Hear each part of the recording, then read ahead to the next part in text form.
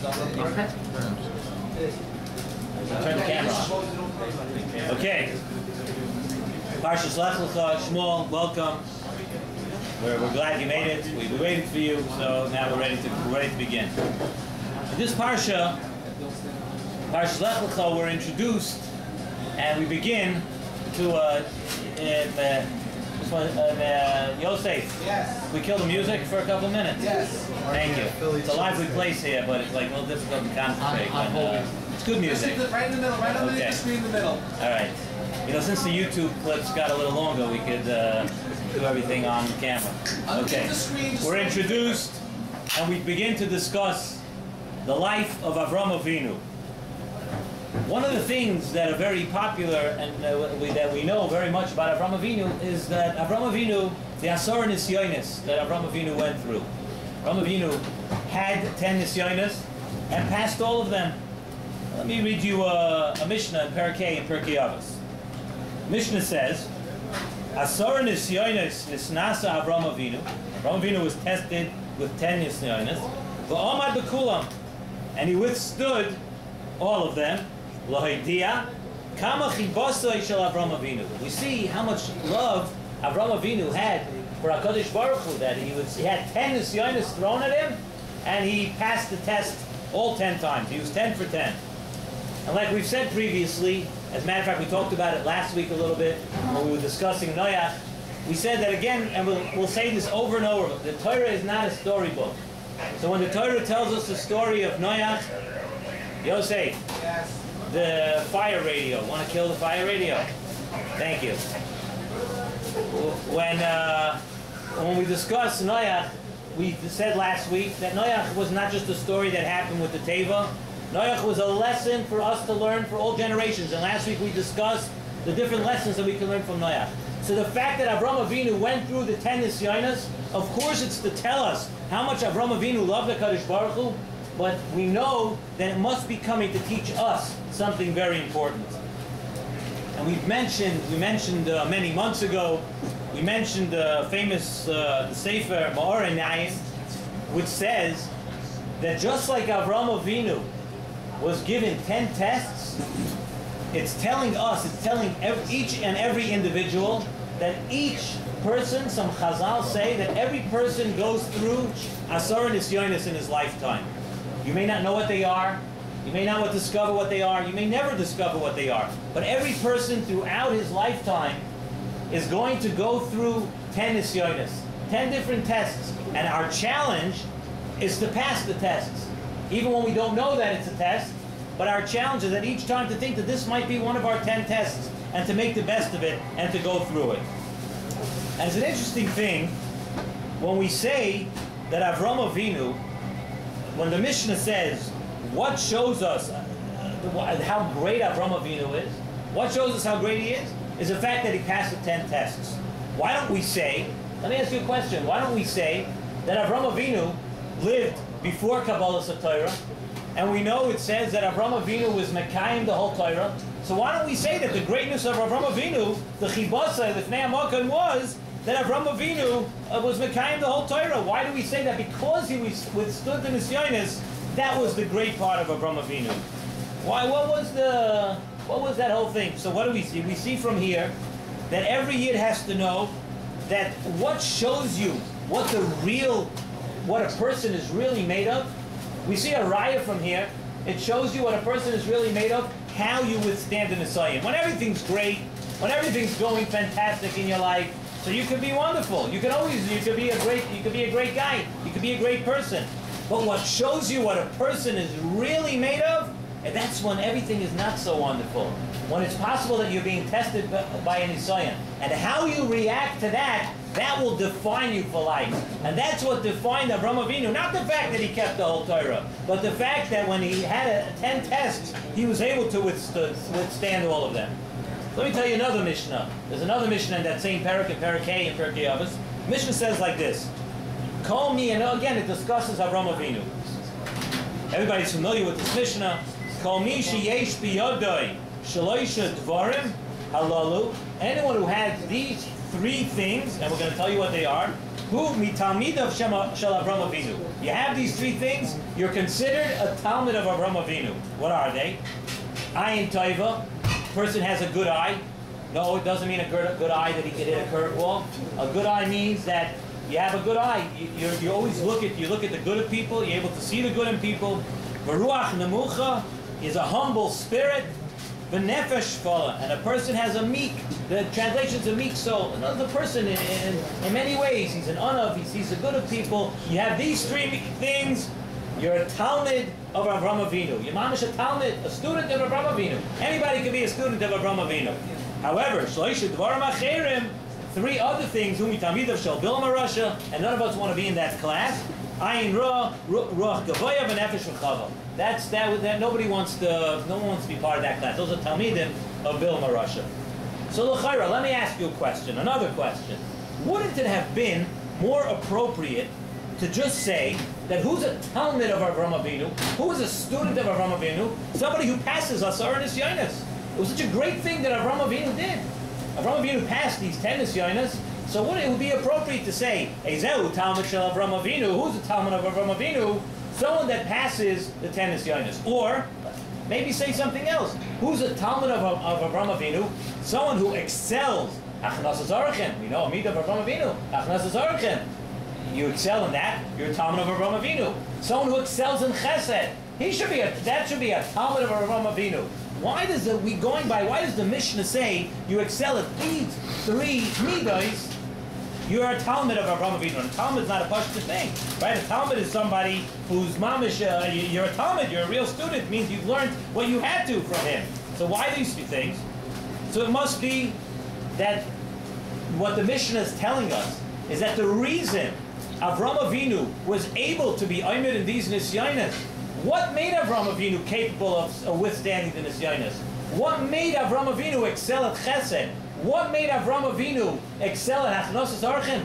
That's what the midas of Avram Avinu. There's a person, a midah that you work on, something that you acquire, and you work on certain midas. Everything that you do good in your life, everything that comes out of you comes from your midah, something that you worked on. So that's what the Mishnah is telling us. Yes, he passed the 10 nisyonos. Yes, he was a Baal Chesed. Yes, he was a Baal Achnas Archen. But where does it all come from? How do you become a talmid of Avram Avinu? That comes from your midas. That comes from being an anav. That comes from having an ayin tova. That comes from caring about other people.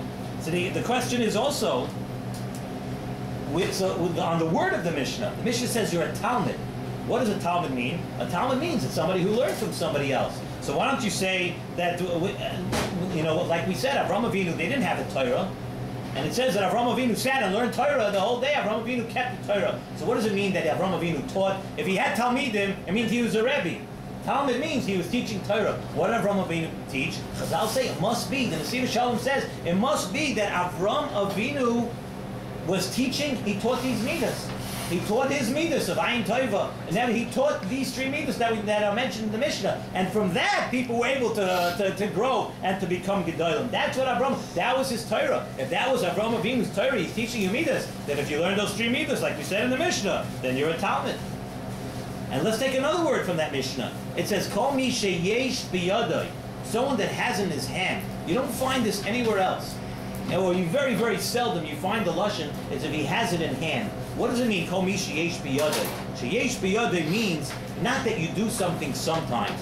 Yesh biyadai means, if we had to pick an English expression, yesh biyadai means like it packed it away. You have it, you packed it away. You have it in your hand. And that's you have to have a connection. Avram Avinu had this connection. In other words, sheyesh biyadai, he had these midas. And it wasn't, I do it sometimes, I don't do it sometimes. When you're kind of a midah and you work on a midah, it has to be sheyesh biyadai. You have it in your hand, it's yours. And you have it always. Not when something goes a little wrong, you snap at something, all of a sudden you don't have an ayin tova. To have the midas means sheyesh biyadai, that you have it in your hand. So how do you come to this? How do you come to these midas? The Mishnah says, anyone who comes to these midas of Avram Avinu, how do you come to this? So Nesiv Shalom gives us a couple of different ideas how to come to these midas. So first of all, there's something called, which Nesiv Shalom speaks about many times, it's called Bittul HaYeshus. A person who's mevatel himself, he doesn't feel that he himself is anything. Whether you're mevatel yourself to HaKadosh Baruch Hu, you mevatel yourself to other people, but bittul hayeshes, you yourself feel that you're no great shakes, you're not anything but yourself. You mevatel yourself something else. He says someone who's mevatel himself, that is the kind of midah that brings him to all three midas of Avraham Avinu. Because how does a person have an ayin tova? If a person's not mevatel himself, if a person always thinks of himself a lot, then it's very difficult for you to always see the good side of other people. Because if you're always thinking that you're better, or that you should be better, or that you could be better, you don't have an ayin tova. And the same thing goes for the other midas, the nefesh shvala and the ruach nemucha. They all come from bittul hayeshes, and really al pi chasidus. And this might be the first chasidus that some people here are hearing, I know, but if you hear every week, you'll hear a lot of it. But the bottom line, al pi chasidus, it's a midah that in many Hasidic Svarim they talk about of this bittul hayeshes of a person. You see, it's something that's in many also Breslov Svarim. You see these are different ideas of a person that when you're mevatel yourself, you're able to accomplish a lot more. When you're not busy and worried about yourself all the time, you're able to work on your midas, and from those midas grows very, very, very great things. And if you take a look, it's interesting that the Asar Nisyonis that Avraham Avinu went through, look at the Nisyonis. You know, we think of a Nisyon that a person is presented with a challenge, that the Nisyon of the Akedah, we think of all the Nisyonis of Akedah. The Akedah was a certain specific type of Nisyon. Look at the other Nisyonis. The other Nisyonis, Avraham Avinu didn't do anything to be in that Nisyon. It says, Vahi Ra'av Ba'aretz. There was a hunger in the land. What did Avraham Avinu do? He found himself there. There was a hunger. It's not like he had to do anything. Not that like the sign of Akedah. Or look at another one. By Avimelech, by Pari, they took away Sarah. Avraham Avinu had no choice. He was there. He was put in the Nisayan. So what do we see? We see that what Avraham Avinu is saying is that whatever matzav, HaKadosh Baruch Hu, whatever matzav you put me in, is good. And that's what it is. And the Nisayan doesn't have to mean that you have to be proactive and run to the other side of the world and take your son and bring him to Hara Maria. That's one type of Nisayan. But most of the Nisayanis that Avraham Avinu had were just saying this: whatever you do, Hashem, whatever you're doing, you put me in Mitzrayim, you took away my wife, you put me in a land, there's a hunger, I don't have food. It's good.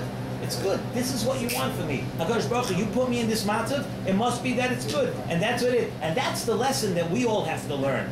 In other words, when you're being mevatel yourself, being mevatel yourself doesn't mean, some say that it does mean to say maybe if you have a Navardic, if you have these kind of outlooks, you know, but being mevatel yourself means that you put yourself down a piece of dirt and everything. Doesn't always mean that. Being mevatel yourself means that you don't think that you know everything, that you're put into a matzav. So these nisyonis, it could be that these nisyonis that we mentioned at the beginning of this year, that a person has 10 nisyonis in his life. It doesn't have to be nisyon where you have to run to here, to Eretz Yisrael, and here, and get on a plane and do this, and do this kind of chesed, and this kind of thing. And say, the nisyonis are just, you're in a matzav in your life, and it doesn't look like everything's going so great, and you can't understand why you're here, why you were put in this matzav. Be mevatel yourself. HaKadosh Baruch Hu, you know what's good for me. You know what's right for me. And that a person will encounter, if you think about it, if you look back in your life and you look back at the years, you'll know along the way you were encountered with such situations, and hopefully you faced them by the way that we want to face them, by saying that what HaKadosh Baruch Hu is good. And that's the midas of Avraham Avinu. And if somebody has those midas, then of course you can work on the other things of Avraham Avinu. The chesed, and all the other, and all the Torah, and all the other things that came out of Avraham Avinu, you can do that. And then one quick point that Nesiv Shalom adds, one interesting thing that we could know, because one thing that brings out all these midas is someone who's hasameach b'chelkoi. Someone who's happy. So if a person is sameach b'chelkoi, it'll come natural to him to understand that whatever happens to him in his life, he's going to be happy. He's an Osher. And we said, Ashrecha v'toivlach ba'olam hazeh. But a person could acquire, not just Olam, he could acquire Olam hazeh, he could acquire Olam haba, he could acquire everything by just having this midah of being sameach b'chelkoi and understanding that everything is for the good, and I'm happy with what I have. And we should all, this is something that when we learn through Parshas Lech Lecha, when we see Parshas Lech Lecha, we go through it, we don't just go through it like a zombie, like a robot. We're able to go through the Parsha now and take out something that we can work on and will last with us, and talk to work on these midas of Avraham Avinu. Go Phillies! What's your name? Shal Neir Shapiro. She should go look at the film with the